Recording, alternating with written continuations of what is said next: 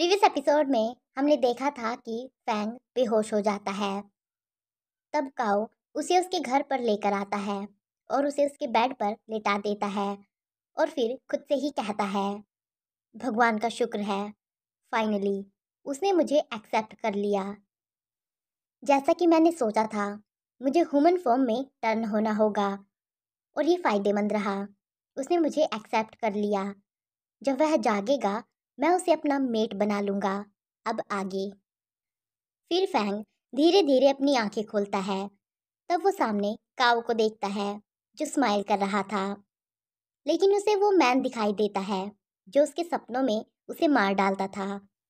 तब उसे वो सपना याद आने लगता है जब वो किसी को मारने के लिए आगे बढ़ता है। तब फैंग कहता है, अगर तुम उसे चोट पहुंचाने की कोशिश करते हो तो मैं तुम्हें कभी माफ़ नहीं करूँगा। लेकिन तभी काऊ उस आदमी को मार देता है। तब ये देखकर फैंग चिल्लाते हुए कहता है, नहीं। फिर फैंग टेबल लैंप को उठाता है और उसे काऊ के सिर पर मार देता है। तब काऊ के सिर से खून आने लगता है। तब ये देखकर फैंग शॉक हो जाता है और फिर कहता है, यह सपना नहीं है, यह वही है जो हमेशा मेरे सपनों में आता है। फिर फैंग उससे दूर हो जाता है और पुलिस को कॉल करने लगता है और फिर चिल्लाते हुए कहता है, तुम कौन हो? तुम यहाँ कैसे आए? तब काऊ कहता है, मैं चाहता हूँ। तभी फैंग उसे बीच में ही काट देता है और फिर से चिल्लाते हुए कहता है, मुझसे दूर रहो, मैंने पहले ही पुलिस को बुला लिया है। तब ये सुनकर वो शॉक हो जाता है और फिर वो अपनी वुल्फ फॉर्म में वापस आ जाता है और फिर कहता है, मैं तुम्हारी जिम्मेदारी लूँगा। तब ये देखकर फैंग अपने मन में कहता है, एक भेड़िया? ये एक बीस्ट मैन है। फिर फैंग पास्ट को याद करता है और फिर कहता है, क्या यह वही छोटा भेड़िया हो सकता है जिसने मुझे तब माफ किया था? जब फैंग छोटा था तब उसे एक लिटिल भेड़िए ने माफ कर दिया था। फिर से काऊ कहता है, हम इस लाइफ में एक बॉन्ड मेट में बंधे हुए हैं, हम मेट्स हैं। तब फैंग अपने मन में कहता है, यह सब इसकी वजह से है, मेरा शरीर इसकी वजह से ऐसा हो गया है। फिर फैंग चिल्लाते हुए कहता है, यह ज़रूरी नहीं है। फिर वो गुस्से में अपने लिप्स को बाइट करने लगता है और फिर अपने मन में कहता है, मेरे लिए अब बहुत हो गया है। हर महीने मुझे इस घिनौनी हीट से गुजरना पड़ता है। मैं चाहे कितनी भी मेडिसिन ले लूँ, मेरा फेरोमोन फिर भी बाहर निकल जाता है। ऐसा लगता है जैसे मेरा शरीर छूने के लिए चिल्ला रहा है। फिर वो काऊ से कहता है, मेरा पहले से ही एक मेट है। तब ये सुनकर काऊ सैड हो जाता है। तब फ्रैंक कहता है, गेट आउट, मैं तुम्हें फिर नहीं देखना चाहता। फिर काऊ अपनी पैंट को उठाता है और वहां से जाने लगता है।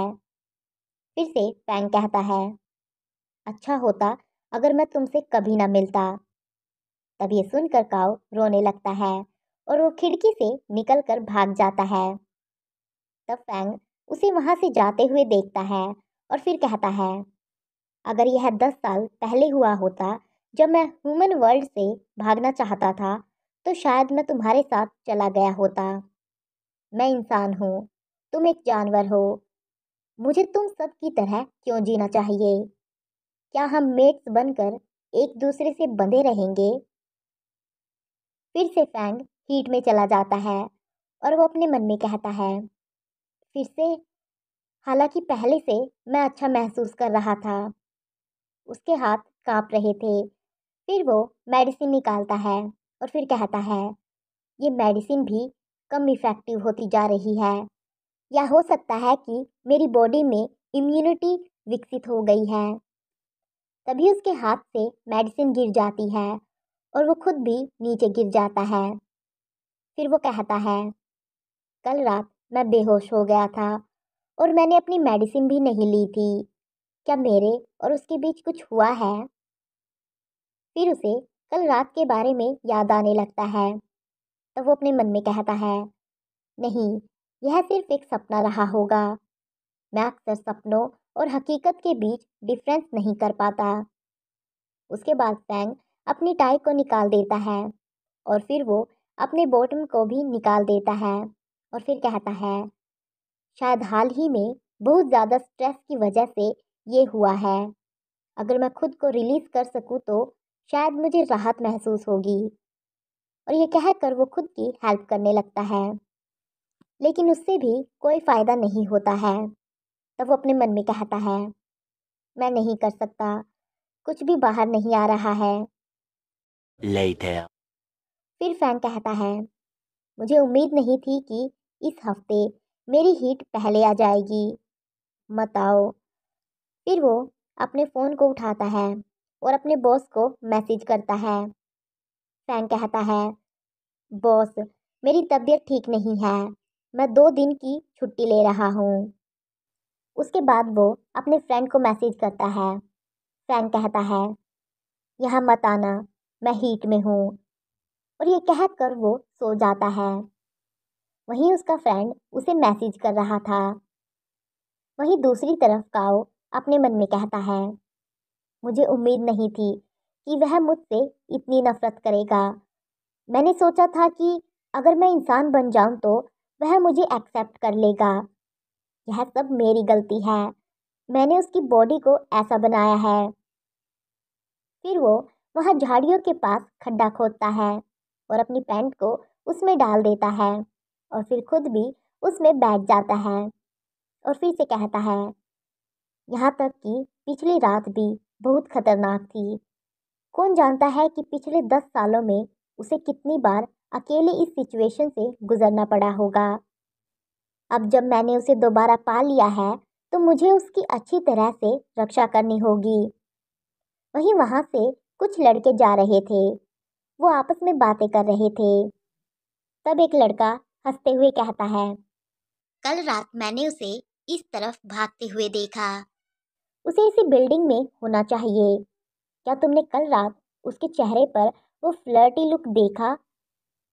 मुझे मत बताओ कि उसे जानवरों के साथ ये सब करना पसंद है, जैसे कि वह भेड़िया आदमी। मेरे अंकल यहाँ सिक्योरिटी गार्ड का काम करते हैं। हमें बस सीसीटीवी चेक करना है ताकि पता चल सके कि वह किस कमरे में है। वो अभी फैंग की बातें कर रहे थे। फिर से वो लड़का कहता है, ऐसा हो ही नहीं सकता है कि वह दूसरों से बच सके। और ये कहकर वो फिर से हंसने लगता है। वहीं ये सब कुछ काऊ सुन लेता है और ये सुनकर उसे बहुत गुस्सा आता है। और इसी के साथ ये चैप्टर यहीं खत्म होता है।